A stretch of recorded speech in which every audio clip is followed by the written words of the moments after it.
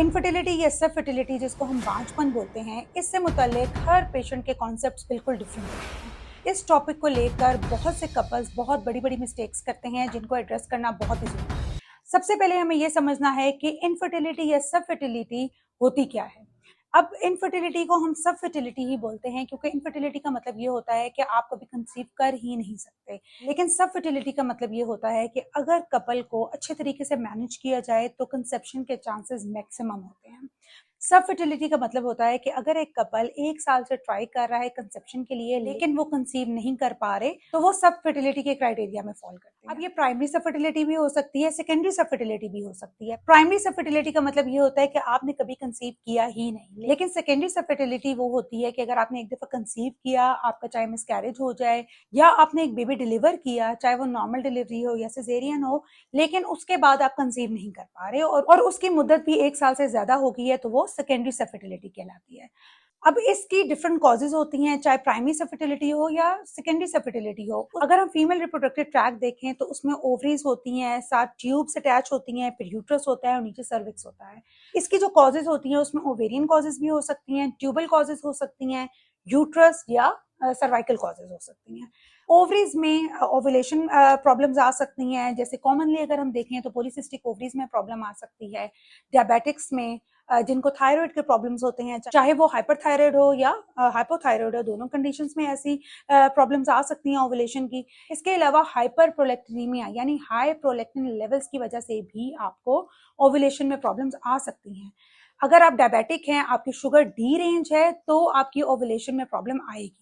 अगर आपका sedentary lifestyle है, आप ओबीज हैं या ओवरवेट हैं, उसमें भी आपकी ओवुलेशन प्रॉब्लम्स आ सकती हैं। अब अगर हम ट्यूबल कॉजेज की बात करें तो मोस्टली इन्फेक्शंस में या पीआईडी पेल्विक इन्फ्लेमेटरी डिजीजेस में ये होता है, या फिर अगर प्रीवियस आपकी सर्जरीज हुई हैं उसमें भी ट्यूबल कॉजेज आ सकती हैं क्योंकि उसमें मल्टीपल एडहेरेंस बन जाती हैं।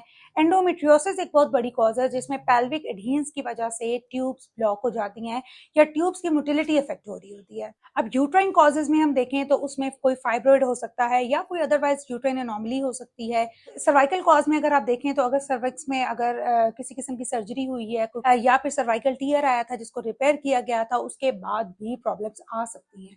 तो ये सारी कॉजेज हैं, इन सबको एड्रेस करना बहुत ही जरूरी होता है। अब ये तो सारी फीमेल कॉजेज थी, लेकिन आपने सिर्फ फीमेल को मैनेज नहीं करना, आपने मेल पार्टनर को भी उसी तरह मैनेज करना है, उसके भी टेस्ट करवाने हैं। इसमें डिफरेंट कॉजेज होती हैं जिसमें sperm count, sperm motility, morphology ये इफेक्ट हो रही होती है। इवन कुछ सीमेन एनालिसिस में हमने बहुत ज्यादा इन्फेक्शन भी देखा है, खासतौर पे वो मर्द हजरात जिनको शुगर होती है, उनकी शुगर डी रेंज होती है, उनमें भी इन्फेक्शन देखा गया है। इसमें आपने मेल और फीमेल दोनों पार्टनर्स की जो कॉजेज है सब फर्टिलिटी की, उनको जहन में रख के आगे मैनेज करना होता है। अगर आप टेस्ट की बात करें तो टेस्ट में आपने फीमेल के भी टेस्ट कराने हैं और मेल पार्टनर को भी उसी तरीके से इन्वेस्टिगेट करना है। फीमेल्स में आपके हार्मोन्स बहुत ही इंपॉर्टेंट हैं।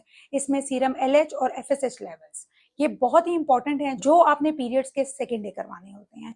इसके अलावा सीरम प्रोलेक्टिन लेवल्स, जैसे मैंने बताया कि hyperprolactinemia is one of the cause of subfertility, तो आपने उसको भी एड्रेस करना है। थायराइड जिसमें T3, T4 और TSH लेवल्स हम करवाते हैं, ये अब हम रूटीन के टेस्ट में करवाते हैं क्योंकि बहुत ही कॉमन है। बहुत से खवातीन मैंने देखी हैं जो इन्वेस्टिगेशन नहीं करवाती, उसमें जब हम थायराइड करवाते हैं तो उसमें प्रॉब्लम आती है जिसकी वजह से वो कंसीव नहीं कर पा रही होती। इसके अलावा शुगर लेवल्स आपने करवाने होते हैं। Serum AMH anti Mullerian hormone जो आपके ओवेरियन रिजर्व का बता रहा होता है, ये उन खवातीन में करवाया जाता है जो 35-40 प्लस की होती हैं, क्योंकि आहिस्ता आहिस्ता ओवेरियन रिजर्व कम होने लग जाता है, तो उसमें हम ये टेस्ट रिकमेंड करते हैं। अब ओवुलेशन स्टेटस के लिए आपकी हार्मोनल प्रोफाइल होगी, लेकिन इसके साथ साथ आपने ट्यूब्स को भी जरूर असेस करना है क्योंकि ट्यूब्स में ही फर्टिलाइजेशन होती है और ये फर्टिलाइज ओवम ट्यूब से ही गुजर कर यूट्रस में आना होता है। तो ट्यूब्स का स्टेटस बहुत ही इंपॉर्टेंट होता है। इसमें आपने हिस्टेरोसल्फिंजियोग्राफी करवानी होती है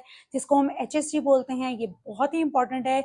बहुत सी खवातीन ऐसी होती हैं जो बहुत लंबे अरसे के लिए मेडिकेशन ले रही होती हैं, ओवुलेशन इंडक्शंस की मेडिसिन, उसमें इंजेक्शंस लगा रही होती हैं, लेकिन उनकी ट्यूब्स का स्टेटस ही नहीं पता होता। मैंने ऐसे भी खातून देखी हैं जो 15 साल से मेडिसिन ले रही थी, लेकिन जब हमने उनके ट्यूब्स का स्टेटस देखा तो उनकी ट्यूब्स ब्लॉक्ड थी दोनों तरफ से। देखिए, ये बहुत ही अनफॉर्चुनेट है कि आप इतने लंबे अरसे के लिए मेडिसिन लें और आप ये कहते हैं कि मेरे तो सारे टेस्ट नॉर्मल हैं, मेरे हस्बैंड के टेस्ट भी नॉर्मल हैं, लेकिन हम कंसीव नहीं कर पा रहे। तो उसमें आपने स्टेप बाय स्टेप अप्रोच रखनी होती है, स्टेप बाय स्टेप टेस्ट करवाने होते हैं, आपने हर लेवल को इन्वेस्टिगेट करना होता है। अगर फिर सारी चीज़ें क्लियर हो जाएँ, फिर आप कहते हैं कि मेरे सारे टेस्ट क्लियर हैं लेकिन कंसीव नहीं कर पा रहे, उसकी भी बहुत सी रीजंस होती हैं। एचएसजी के बाद यानी कि ट्यूब का स्टेटस देखने के साथ साथ हमने डिटेल पेल्विक एग्जामिनेशन और पेल्विक स्कैन भी करवाना होता है। पेल्विक स्कैन से हम यूट्राइन अनोमली को देख लेते हैं कि कोई फाइब्रॉइड तो नहीं है, और भी कोई यूट्राइन अनोमली है तो वो भी रूल आउट हो जाती है। और पेल्विक एग्जामिनेशन में हम ये देख लेते हैं कोई इन्फेक्शन तो नहीं है।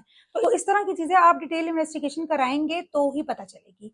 अब अगर मेल पार्टनर की बात करें तो मेल्स में सीमन एनालिसिस यानी कि जरासीमों का टेस्ट और इसके अलावा ब्लड शुगर लेवल्स बहुत ही इंपॉर्टेंट हैं, वो आप ज़रूर करवाएं। बहुत सी खवातीन मैंने देखी हैं जो लंबे लंबे अरसे के लिए ट्रीटमेंट ले रही होती हैं लेकिन उनके मेल पार्टनर ने टेस्ट ही नहीं करवाया होता, और जब हम टेस्ट करवाते हैं तो उनके मेल पार्टनर में प्रॉब्लम आती है। देखिए, कोई भी बीमारी लाइलाज नहीं है, हर बीमारी का इलाज है। इसलिए मैं आपको ये सजेस्ट करूंगी कि सब फर्टिलिटी को लेकर आपने बहुत ही कॉन्शियस रहना है।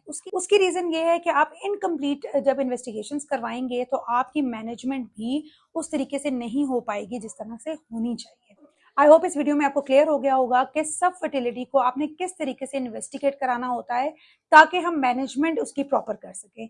अगर आपको ये वीडियो पसंद आई है तो वीडियो को लाइक करें, चैनल को सब्सक्राइब करें और इसको आगे मैक्सिमम शेयर करें ताकि वो खवातीन जो बांझपन या सब फर्टिलिटी के मसले को फेस कर रही हैं वो टाइमली अपनी इन्वेस्टिगेशंस करवाएं और टाइमली मैनेजमेंट करें। Thank you.